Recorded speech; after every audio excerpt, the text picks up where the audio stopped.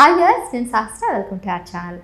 So cine ఇండస్ట్రీలో mega family నుంచి వారసుడు, అదేవిధంగా నాగార్జున అక్కినేని ఫ్యామిలీ నుంచి వారసుడు రావడం అంతా చూస్తూ ఉన్నాము. అయితే బాలకృష్ణ ఫ్యామిలీ నుంచి నందమూరి వారసులు ఇంకా ఎవరు రావట్లేరు ఏంటి అని ఎదురు చూస్తున్న తరుణంలో మోక్షజ్ఞ ఎంట్రీ మీద అందరి చూపు పడింది. మరి ఆయన ఎంట్రీ ఎప్పుడు ఉండబోతుంది, ఆయన తెరంగేటం ఎప్పుడు రాబోతుందన్న అంశాల మీద మనతో పాటు ఉన్నారు ప్రముఖ ఫిలిం క్రిటిక్స్ హేమసుందర్ గారు. ఆయన అడిగి తెలుసుకుందాం. నమస్తే సార్.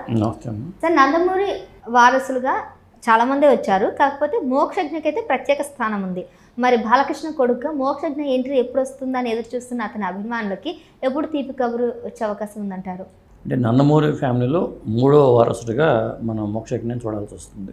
అంటే మోక్షజ్ఞ ఎంట్రీ ఎప్పుడు అనే దాని మీద దాదాపు 2-3 ఏళ్ళుగా వార్తలు ఇదిగో వచ్చేస్తున్నాడు, అదిగో వచ్చేస్తున్నాడు అంటూ వార్తలు వచ్చినాయి. లాస్ట్ ఇయరే అసలు ఎంట్రీ కావాలని అన్నారు, కానీ ఎలక్షన్లో ఇయర్ కాబట్టి బాలకృష్ణ గారు కూడా బిజీగా ఉంటారు. దాంతో ఇంకా పూర్తిగా అతను యాక్టింగ్లో ట్రైనింగ్ తీసుకోవడం, వైజాగ్లో సత్యాన్వేషుడు కానీ రకరకాలుగా ట్రైనింగ్ తీసుకున్న తర్వాత పూర్తి స్థాయిలో ఎవరు లాంచింగ్ చేయబోతున్నారు, ఏ డైరెక్టర్ చేతిలో మోక్షని పెట్టబోతున్నారు బాలకృష్ణ గారు అనే దాని మీద రకరకాల చర్చలు అయితే నడిచినాయి. చాలా వరకు ఏంటంటే బోయపాటితో అనుకున్నారు, బోయపాటితోనే సినిమా ఉంటుందని అనుకున్నారు. బోయపాటి గారు కూడా ఒక దశలో నన్ను అడిగిన మాట వాస్తవమే, కానీ అంటే నేను ఫస్ట్ సినిమాతోనే యాక్సిలేటర్ తొక్కేస్తాను, అప్పుడు జనాలు అంచనాలు పెరిగిపోతాయి, కాబట్టి ఫస్ట్ సినిమా వేరే వాళ్ళు చేస్తేనే బెటర్ అనే ఉద్దేశంతో నా అభిప్రాయం చెప్పాను బాలయ్య బాబు. కానీ ఒకసారి బోయపాటి గారు అన్నారు నాతో. తర్వాత ఏంటంటే పూరి జగన్నాథ్ గారి చేతిలో పెడతారని కూడా టాక్ వచ్చింది. ఎందుకంటే మెగాస్టార్ చిరంజీవి వాళ్ళ అబ్బాయి అని చిరుత సినిమా పూరి జగన్నాథ్ గారు చేశారు. అప్పుడు పూర్వం ఏంటంటే వి మసూన్న గారు లాంచింగ్ చేసేవాళ్ళు, నాగార్జున గారిని విక్రమ్ సినిమాతో జాకీ ష్రాఫ్ ది హీరో సినిమాని విక్రమ్గా చేసి అట్లా చేశారు. అప్పట్లో విక్రమ్ మసూన్న గారు చేతిలో పెట్టేవాళ్ళు కొంతమంది, ఇట్లా కొంతమంది చేతిలో పెడతా ఉంటారు. కానీ బాలయ్య బాబు ఎవరి చేతిలో పెట్టబోతున్నారని దాని మీద రకరకాల చర్చలు అయితే నడిచినాయి ఇప్పటిదాకా. ఆ సస్పెన్స్ అయితే ఇవాళ తీరిపోయింది. మోక్ష తన ట్విట్టర్ అకౌంట్ ద్వారానే ఒక అఫీషియల్ అనౌన్స్మెంట్ అయితే వచ్చింది. అయితే ట్విట్టర్ నుంచి మోక్షజ్ఞ ఎవరి ద్వారా రాబోతున్నారు అనేది ప్రశాంత్ వర్మ, డైరెక్టర్ ప్రశాంత్ వర్మ అని చెప్పి వార్త అయితే వచ్చింది. అది మోక్ష ఒరిజినల్ పేజీనా లేకపోతే ఈ పేజీనా తెలియదు, కానీ మొత్తానికైతే ఇప్పుడు ప్రస్తుతం వైరల్ అవుతున్న వార్త ఏంటంటే ప్రశాంత్ వర్మ డైరెక్షన్లోనే మోక్షకి ఎంట్రీ ఉండబోతుంది.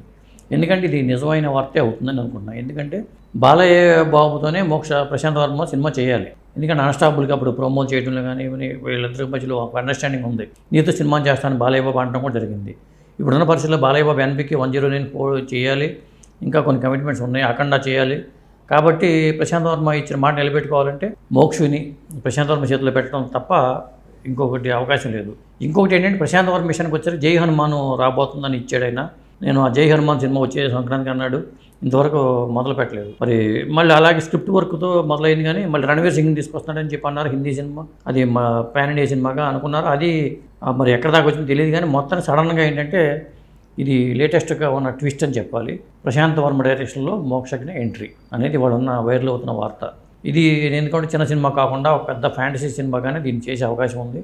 ప్రశాంత్ వర్మ ఏంటంటే తన సప్త చిరంజీవులతో సినిమాలు చేద్దామని కోరికతో ఉన్నాడు, కాబట్టి అలాంటి వాళ్ళలో ఒక చిరంజీవిని ఎంచుకొని మోక్షని పెట్టుకున్నారా, అందులో మరి బాలయ్య బాబు ఏమైనా కీలక పాత్ర ఏమైనా పోషించబోతున్నారా అనేది అయితే ప్రస్తుతానికైతే సస్పెన్స్. అయితే ఇప్పుడు ప్రశాంత్ వర్మ లాస్ట్ సినిమా హనుమాన్ అయితే సూపర్ హిట్ అయింది.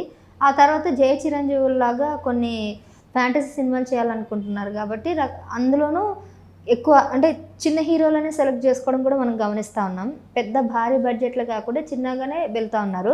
ఇప్పుడు మోక్షజ్ఞ అంటే చిన్న హీరో అయినా కానీ బడ్జెట్ మాత్రం భారీగానే ఉండబోతుంది. సో ఈ ఫ్యాంటసీ సినిమాలకి మోక్షజ్ఞ ఫస్టే సెట్ అవుతాడని మీకు అనిపిస్తుందా? ఇప్పుడు తేజ సజ్జా ఉన్నాడు, అతను మరి చేయగలిగాడుగా, అతను ఎలివేట్ చేశాడుగా మంచి పవర్ఫుల్ పాత్రతో. తేజ సజ్జా కొత్త హీరోనే కదా, చైల్డ్ ఆర్టిస్ట్గా చేశాడు. ఇంకొకటి ఏంటంటే బాలయ్య బాబుకి సినిమా ఇండస్ట్రీకి వచ్చి 50 ఏళ్ళు అయింది. అసలు మామూలుగా అయితే ఆ ఇంట్లో నందమూరి వారసులు అందరూ కూడా చిన్నప్పటి నుంచి సినిమాలు చేసుకుంటూ వచ్చారు. తాతమ్మ కళ సినిమా 74 ఆగస్టు 30 ఇప్పుడు రిలీజ్ అయింది. బాలయ్య బాబుకి సినిమా నటన పరంగా 50 ఇయర్స్. మొత్తానికి ఆ 50 ఇయర్స్ సందర్భంగానే మోక్ష ఎంట్రీ అనేది ఉండబోతుంది.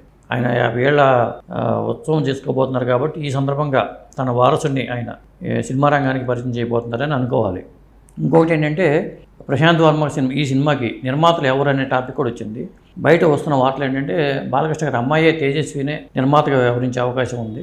ఎందుకంటే తన బ్రదర్ని ఒక హీరోని చేయాలనే తాపత్రయంతోనే వాళ్ళు తొందరపడుతున్నారు ముందు మోక్ష ఎంట్రీ గురించి అని చెప్పి వార్తలు వస్తున్నాయి. బహుశా నేను అనుకోవడం ఏంటంటే ఈ ఓన్ ప్రొడక్షన్ అయి ఉండాలి, లేదా కలిసి జాయింట్గా పెద్ద సినిమాగా పెద్ద బడ్జెట్తో సినిమా చేస్తున్నారు కాబట్టి అలాంటి సినిమాగా అనుకోవచ్చు మనం. ఇది భారీ బడ్జెట్తోనే ఉంటుంది సినిమా. ఇప్పుడు మోక్షజ్ఞ సిస్టర్ తేజు అంటే సెకండ్ సిస్టర్ కాబట్టి సో ఆమె అంటే వాళ్ళ హస్బెండ్ ఏం పాలిటిక్స్లో ఉన్నారు, ఈమె ప్రొడ్యూసర్గా మారిపోతుందా? కానిస్టాబుల్ కూడా తెర వెనుక పాత్ర పోషించారు కదా తేజస్వి. చాలా యాక్టివ్గా ఉన్నారు. నిర్మాణ రంగంలోకి అడుగు పెట్టబోతున్నారు. వాళ్ళు ఓన్ ప్రొడక్షన్స్ కూడా స్టార్ట్ చేయబోతున్నారు. ఇవన్నీ ఉన్నాయి కాబట్టి అందులో భాగంగానే ఇప్పుడు మోక్ష ఎంట్రీ అనేది కన్ఫర్మ్ అని నేను అనుకుంటున్నాను. అది ఇవన్నీ వార్తలు బయటకు వస్తూనే ఉన్నాయి కాబట్టి ఎప్పుడైనా ఎదురు చూస్తున్నాము.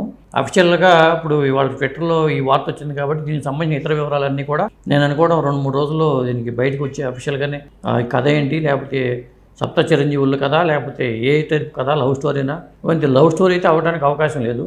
100% ఒక పెద్ద బడ్జెట్తో చేసే సినిమానే, మొదటి సినిమానే పెద్ద బడ్జెట్తో తీసుకొస్తే ఆ ఎంట్రీనే వేరు. అందులో ఒక బాలకృష్ణ గారు ఒక క్యామియో రోల్ ఏదైనా పోషిస్తే ఇంకా ఆ సినిమాకు ఒక అదనపు మైలేజ్ వస్తుంది. అయితే సార్ అయితే మోక్షజ్ఞను ఒక 1 year తర్వాత మనం తెర మీద చూసే అవకాశం ఉంటుందంటారా?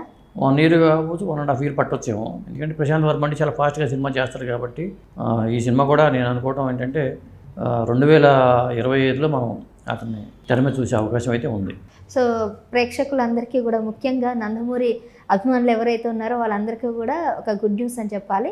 సో 1.5 yearలో బాలకృష్ణ కొడుకు ఖచ్చితంగా తెరంగేటం చేయబోతున్నారు. సో స్క్రీన్ మీద కూడా, సిల్వర్ స్క్రీన్ మీద కూడా కనబడబోతున్నారు కాబట్టి సో మీ అందరికీ పండగే పండగ. Thank you sir. Thank you.